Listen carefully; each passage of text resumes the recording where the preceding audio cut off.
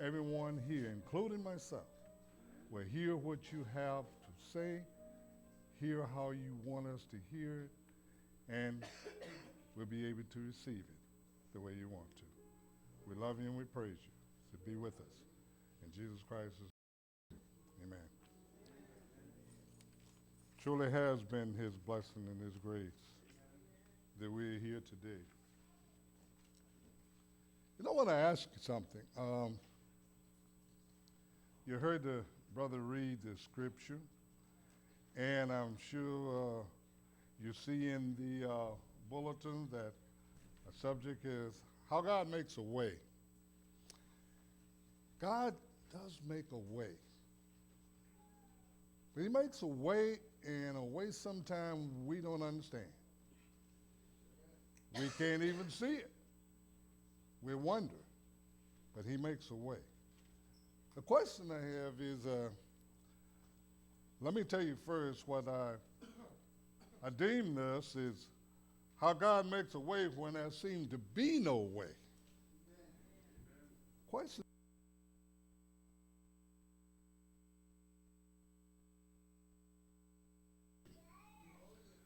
Where is that you could see no way out. Now, it didn't have to be something grand. It could have been very small. How am I going to pay my light bill this week or this month? I've got that final notice. If I don't pay it, they're going to turn the lights out. Or something small, even than that. But we get into situations sometime where we don't see a way out. And yet, it happens. All of a sudden, something happens that it all works out. And it works out to our good. And you wonder like, wow, what happened? Where did it come from? But I want you, through this message, keep in mind one thing. How God can make a way where there seems to be no way. Instead, there have been times when man have found himself in situations where it seemed like there was no way out, and then along comes God, and there's a way out. Our scripture today from the Genesis 22:68, Abraham. Here Abraham found himself in such a situation, whereas he could see no way out when God told him to sacrifice his son Isaac on the altar. Now, keep in mind, we think about Abraham, we read about Abraham, whereas we say Abraham was what, something like 100 years old when Isaac was born. God had promised him that, the world would be blessed through his seed. Now you tell me to take him up on this mountain and sacrifice him to me. How old was Isaac then? If he was 100 years old when he was born, Isaac's a young man now. And Abraham don't see him having another child. So how are you going to bless me through my loins if I sacrifice Isaac? Abraham, at that time, saw no way out. There was no way out. But one of the things we realized, Abraham was such an obedient person to God, he was willing to do just that. Just what God had told him to do. Take your son up on this mountain and sacrifice him on the burnt offering for me. God, what kind of God are you? Now, we might know that Abraham didn't just say, okay, God, let's go, Isaac. He had put a lot of thought into it, and I'm sure a lot of prayer into that. Lord, what are you asking me? Think about yourself. Each one of us. Each one of us, most of us have children. If God had told you to sacrifice your child for him, what do you think you would have thought at first? And then to think about it, would I have done it? Or would I have played it that, I know this is not you, Lord, this is Satan talking to me, and I am not going to do this. I can't do this. Abraham was in that situation. He saw no way out. And I want to read for you, continuing on from chapter 22 in Genesis, and he stopped at the 8th verse. Look at this when Abraham was traveling up that mountain to where God had told him to go. What do you think he was thinking? I am going up this mountain to sacrifice my one and only son, the son of promise. I'm going up here to sacrifice him. Now, every step of the way up to the top of that mountain, Abraham is thinking, is there a way out of this? But he could see no way out. God can make a way out when there seems to be no way out. On verse 9, starting at verse 9, we look to what happened. When they reached the place God had told him about, Abraham built an altar there, and arranged the wood on it.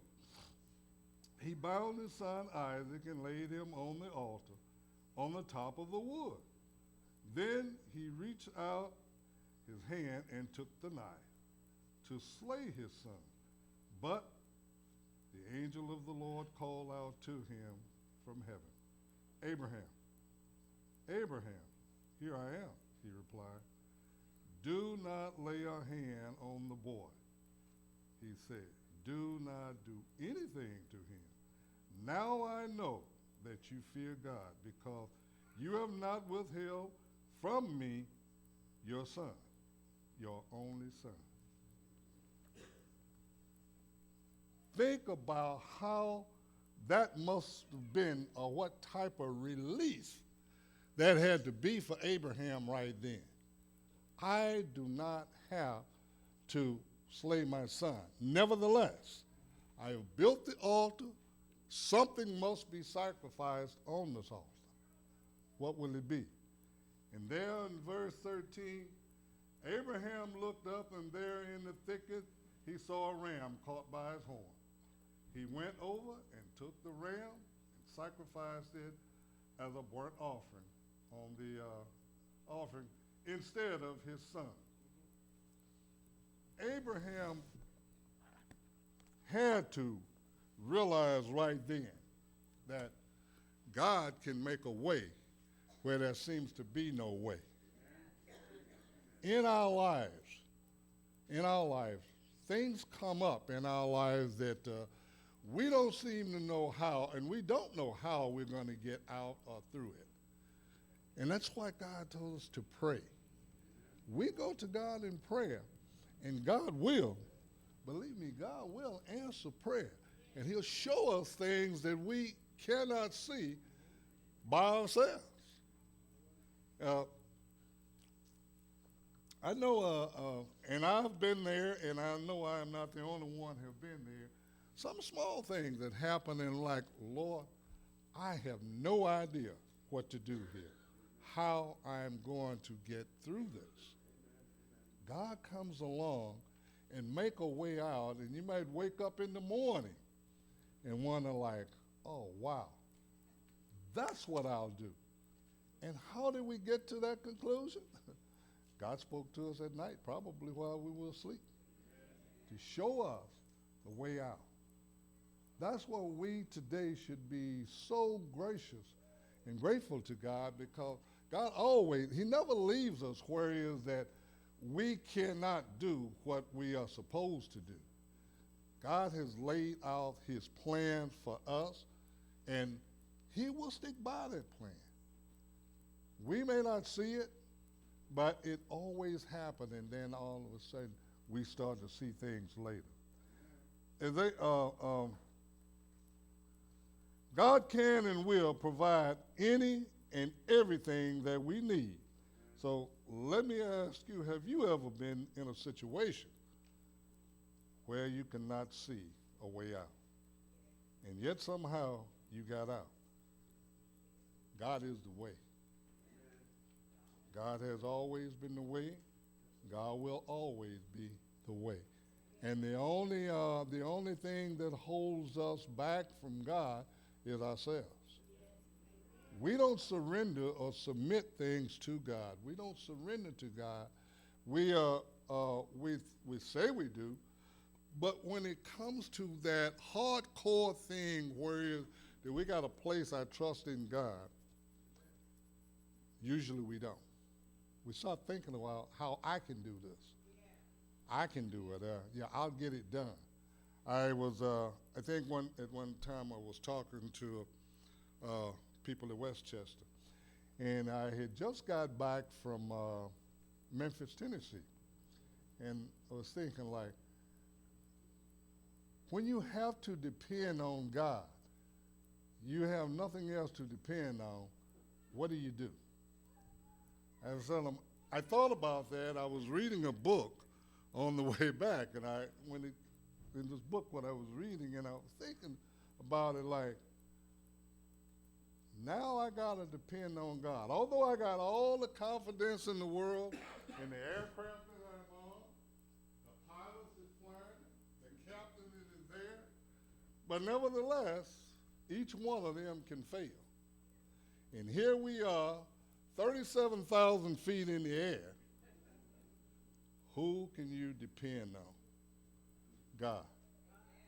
God and God alone. God, then you find yourself praying, Lord God, keep this aircraft in the air until we get where we're going. And we fly, most of us, a lot of us fly all the time and have no fear of it. But the thing is, we have to remember that's a man-made machine. Man-made can fail. And every time we get from one point to the other, God is in the picture. Believe me, God is in the picture. Paul understood how God makes a way when there seemed to be no way. When he wrote, "For it is God who works in you to will and to act according to his good purpose." And that's Philippians 2:13. Paul said it is God who works in you the will. In order for us to be in God, in order for us to do what we should, in order for us to be more like Jesus Christ, we need to allow God to motivate and to enable us to do the things that seem humanly impossible. And many times, I'm sure, we all have gotten to that point in our life where something seems humanly impossible. But when it happens, we say, how did it happen? We don't think about only through God that it can happen. And God wants us to completely, and I do mean completely, depend on him. Because if once we stop depending on God, we'll start depending on whatever is around. My abilities to do something. Somebody else's ability to do. Some man-made thing. When we stop depending on God, we start depending on failure. Believe me, it's failure. Because if man made it, it will fail. Application 1. Ask the Lord to fill you with the knowledge of his will, with all spiritual wisdom and understanding, so you can learn more about his will. We can read the Bible, and I hope we all do, but unless we ask God to fill us with his wisdom, we're not going to understand it. It was written a long time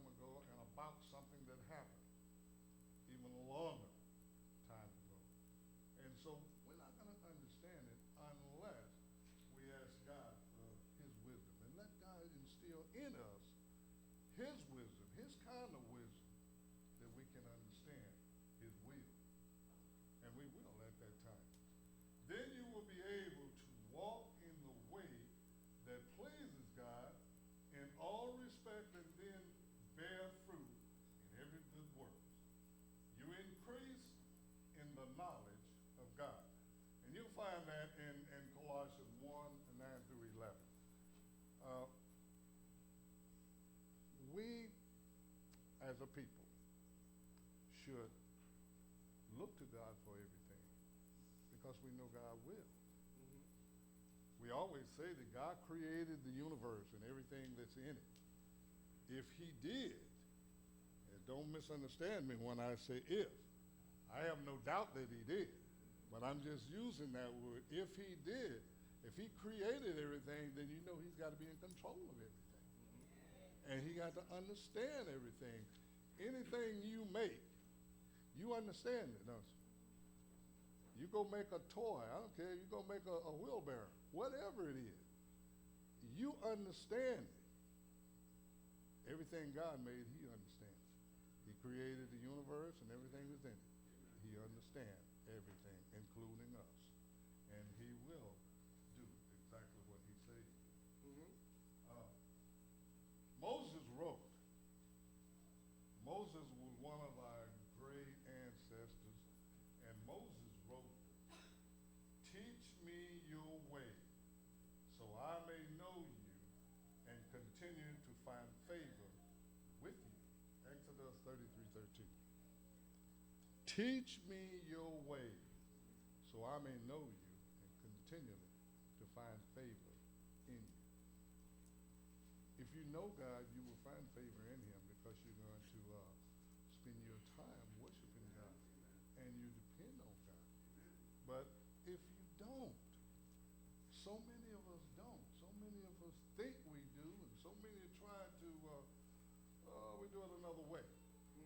But having God to lead and guide us in all that we do, we learn about God. We learn God's way. We learn many, and I won't say all, but many of God's attributes, and we can follow God. But without that, we're really just kind of floating in the wind or in the air there, and hoping that we can land where we should or supposed to. God makes a way when there seems to be no way. We admit that human ways are often contrary to God's ways. We want to do things our way, and we want God to sanction them. That is what we are so full of that we want to do it our way, but we want God to okay it. Hey, God will, I'm going to do this the way I want to, but I want it to come out this way. Well, why are you asking God if you're going to do it your way? We don't need to ask God. Well, if I'm going to do it my way, I should know what I'm doing. So, but that's not the way we are. We truly want to do things our way, and we want God to sanction. We want God to say, okay, we want God to make sure that it is what it's supposed to be or what I want it to be. We want God to do that. We come to church on Sunday morning, and we would give God our very best in here. As soon as we leave out, we're a different person. But we want God to okay that. We want that to be all right with God. All right, God, I've already gave you 3.5 hours. So we want God to okay it, God. You know why I'm doing this, and this is the way it should be. Well, if we want God to continually to make ways where it seems to be no way, then we're going to have to trust in God. We're going to have to obey God. We're going to have to do what God wants us to do. God makes ways where there seems to be no way. We do things contrary to God, and why? I don't know. I'm not talking about others. I'm talking about myself now. Well, I don't know. Paul said, I don't know. You know, when I want to do good, evil is always there. And for some reason, evil is what wound up happening. Why? We don't know. Because I guess we're just human beings. And we don't really give God the opportunity to work in us the way that we should, or the way we should let him do, so that what we do will be pleasing to him. Because if we don't please God, believe you me, it's going to be kind of rough. We don't know where we're going to wake up at when we wake up. You know, after that long sleep, we're going to wake up somewhere. In Isaiah 55, 8, 9, Isaiah wrote, "For my thoughts are not your thoughts, neither are your ways my ways, declares the Lord. As the heavens are higher than the earth, so are my ways higher than your ways, and my thoughts than your thoughts." We cannot compare ourselves to God. We have to let God be God. There's a song that says, "You be you and let me be me." I don't know if you heard it, but it's like a song that, "You be you and let me be me." We need to do the same thing when it comes to God. Let me be me and you be God. Because God is God. And we can't compare ourselves to him.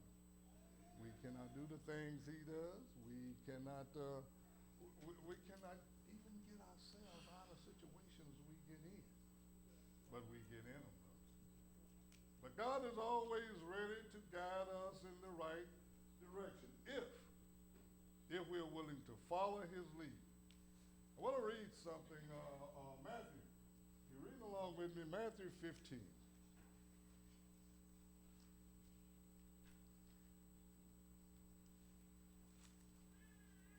Matthew 15.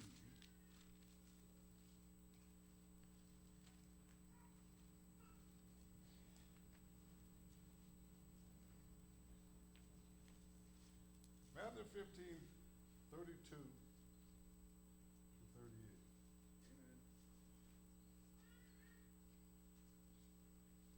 Jesus called his disciples to him and said, "I have compassion for these people. They have already been with me 3 days and have nothing to eat. I do not want to send them away. They may hungry rather, or they may collapse on the way. They may faint from hunger and traveling and where they have to go from where they were. For they have followed Jesus. Jesus says here 3 days. So they were somewhere 3 days away from home anyway.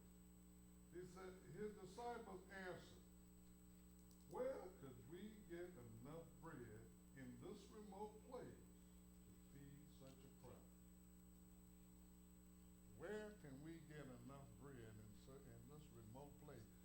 Understanding this remote place, if they out someplace, they have followed Jesus all of this way, and wherever it is, there's no food for less there.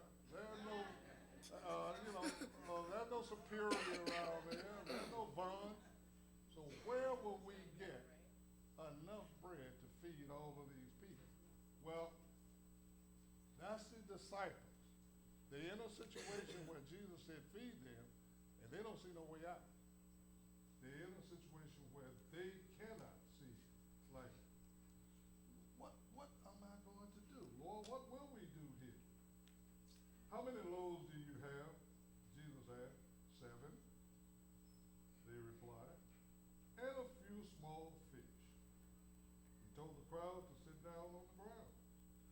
Then he took the 7 loaves and the fish, and when he had given thanks, he broke them and gave them to the disciples, and they in turn gave them to the people.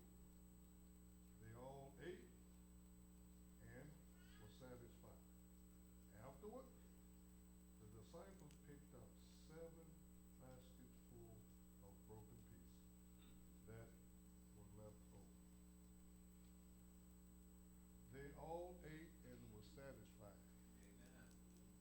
You know that sometimes when we eat, we need to go back a second time, and some of us a third time before we're satisfied.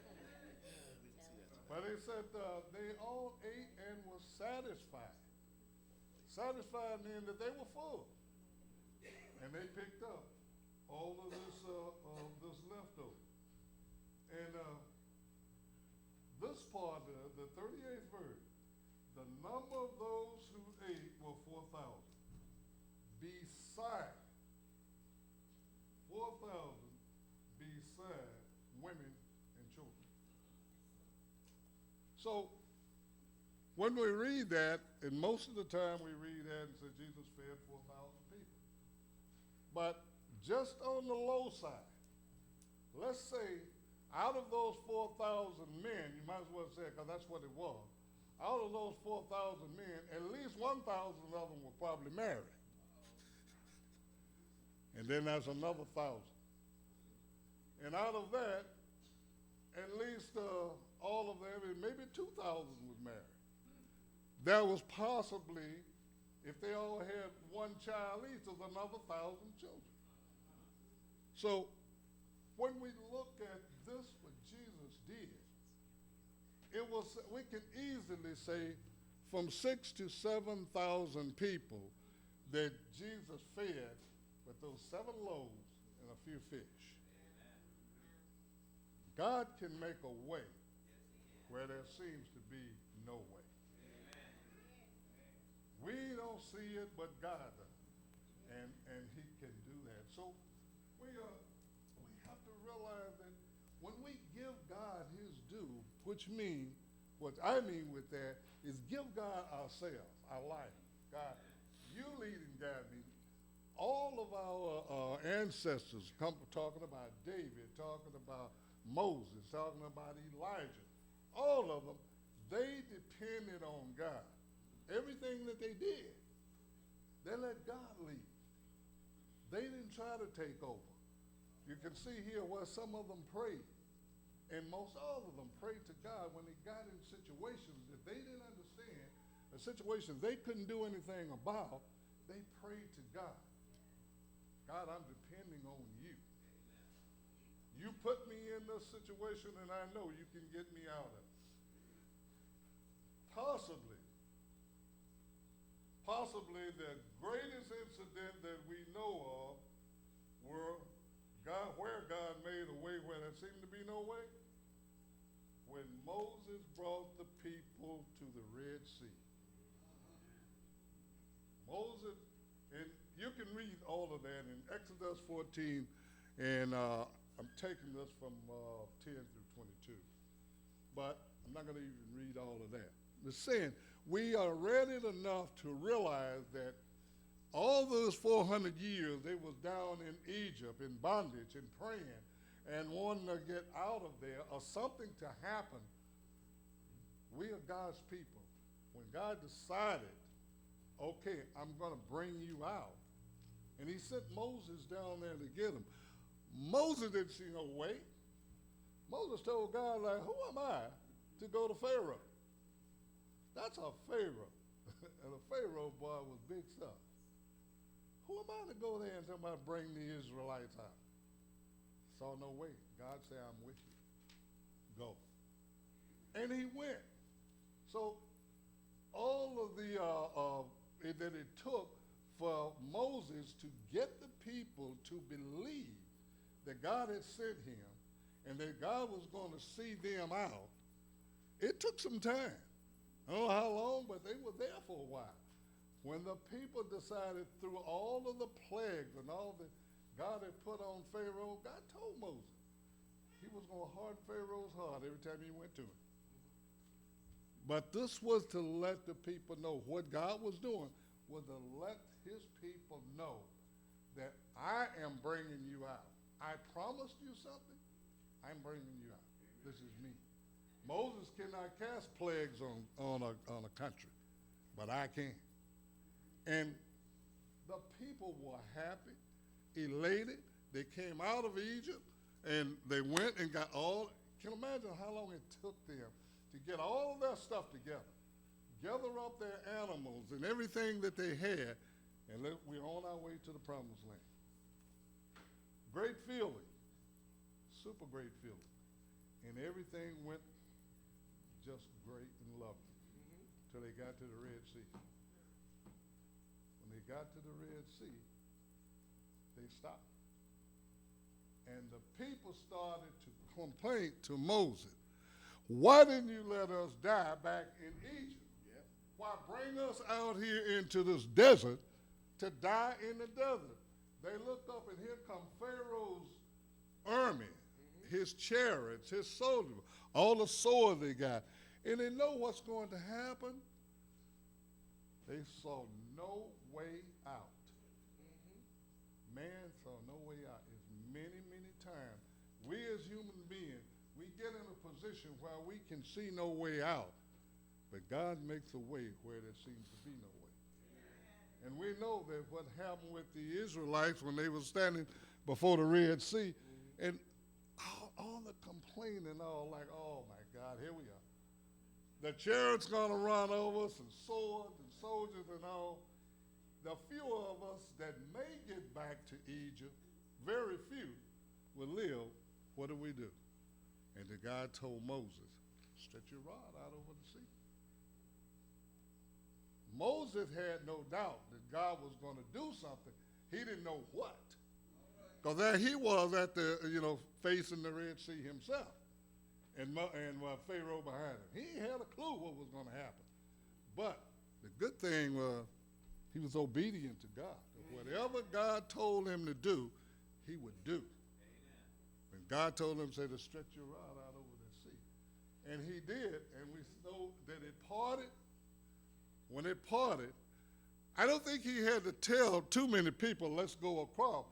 They saw they could get across there on dry land, and they took off, getting away from Pharaoh. But they got there, they getting across the sea, everybody's across, and Pharaoh's army is bearing down on them coming also, which means that we still haven't gotten away. They don't know what's going to happen, neither did Moses. But Moses was faithful enough to God to continually to do what God said do. And when they got across, Pharaoh's army got the middle of the sea, and we know water came back down on them, drowned in his army and all. God can make a way where there seems to be no way. That's something we ourselves, I didn't turn this thing on. I probably was hoping that y'all didn't hear me. I can get through this without anybody hearing me. I'm sorry. I hope this was picking me up. Yeah. Now you can turn this one off.